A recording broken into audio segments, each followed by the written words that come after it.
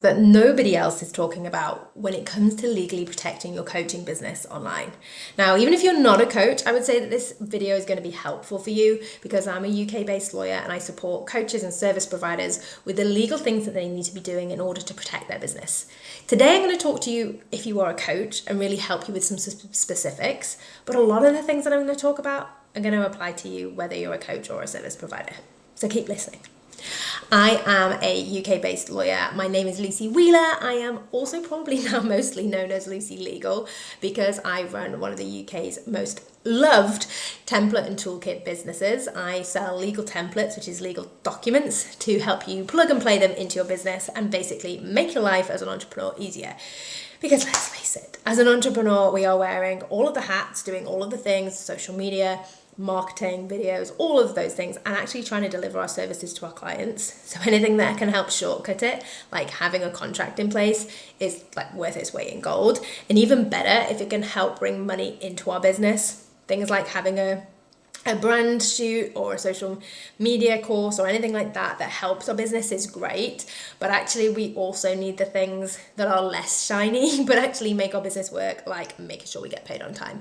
So having those clauses in our contract that help us to get paid on time, worth our weight in gold. So if you're a coach and you're thinking, okay, what do I need to be putting in my terms and conditions to make sure that I am seen as a coach who is respected and well thought of and somebody that is going to do what they say they're going to do? There's so much hype in the online space about coaches who, we've all heard, haven't we? Who coaches who charge £10,000, £20,000 for a mastermind, business strategy, whatever it might be, and they don't deliver what they said they were going to deliver. That needs to stop. And I don't want you to be one of those people because there are so many good coaches. Like, I have been running Lucy Legal since 2019. So at the time of recording this, over 7 years. And I know so many good coaches. I know so many people who deliver and like over deliver in their services. But I also know there are a lot of people who do not do what they say and don't deliver.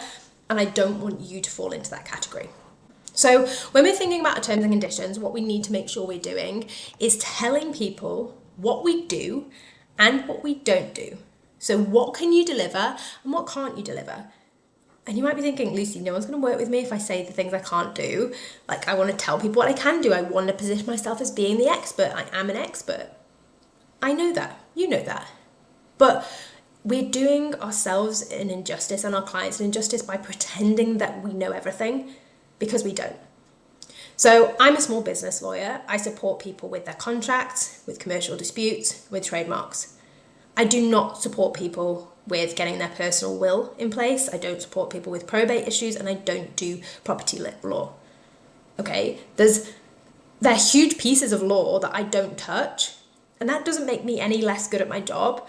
It makes me better at my job because I'm an expert in a certain area.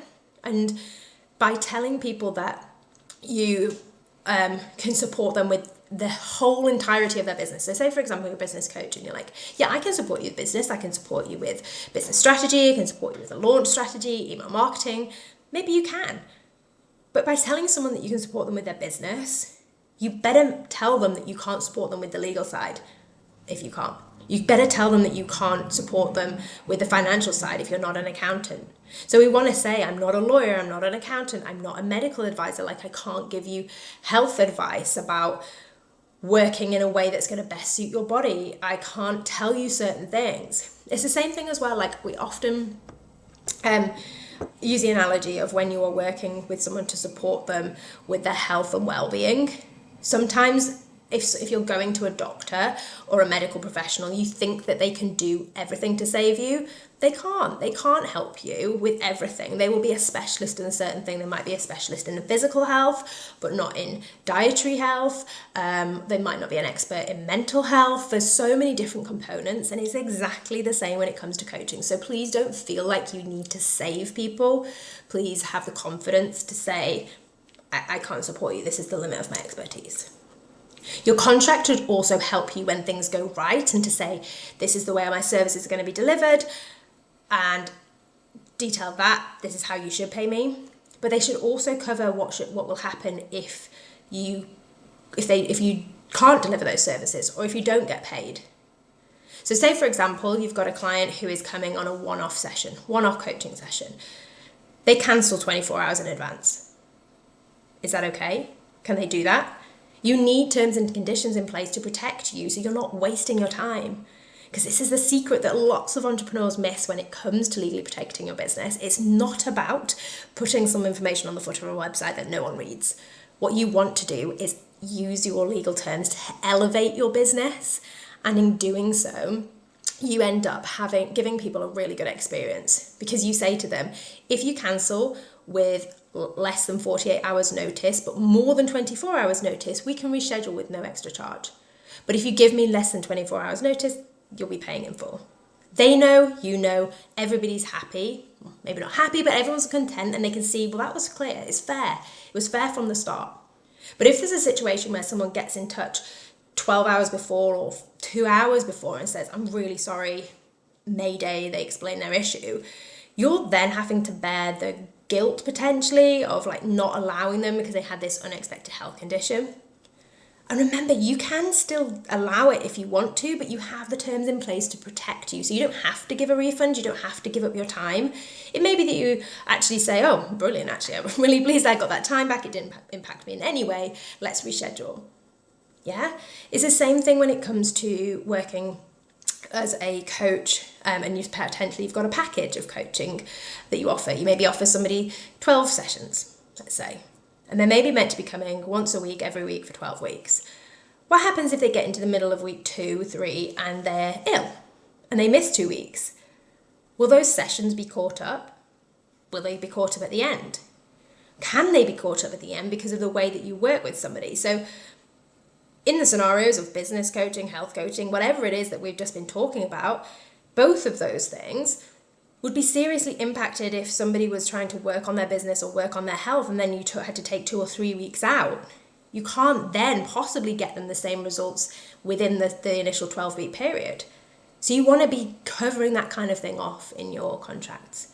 Similarly, if you're working with somebody over a period of 12 weeks, and that 12 weeks is going to cover the summer, and you want to be off, and want to take some time away, is that okay?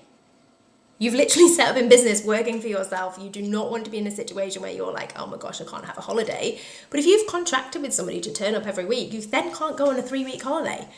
As much as you want to, as much as the online space makes us think that everybody works from their phone or from a beach in Bali, you have to do what you say in your terms and conditions. So if you say you're going to be there once a week, you need to be there once a week. Similarly, over Christmas or something like that, are you going to be delivering sessions then? Because your client possibly won't want to do that either. So we need to make sure we're preempting those kind of things. And that's exactly what a really good contract will do. It will help you to give you boundaries and to think of the things that you haven't thought of before. Now, depending on when you're watching this, there may be an offer available to get one of our coaching contracts. We call it a gold standard contract, and I'll pop the details below of how you could get one. And whether or not we're running an offer, I highly recommend making sure that you take the time to think through the things that you need to protect in your business. For example, your time, your reputation, your client's personal information, all of those things need to be properly protected. So take some time to work out what those things are and put them into your terms and conditions. Even if you don't get a template from us, it's worth taking the ideas and the learnings that I've shared with you today and making sure that your client contract covers you.